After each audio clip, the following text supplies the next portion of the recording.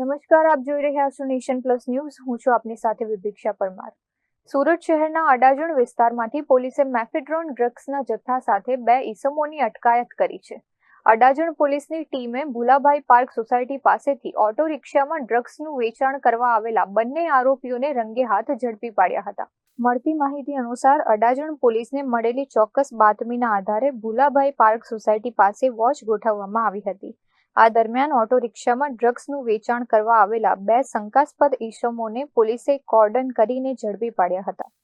તલાશી લેતા આરોપીઓ પાસેથી 17,400ની કિંમતનો 5.800 ગ્રામ મેફેડ્રોન ડ્રગ્સ મળી આવ્યું હતું.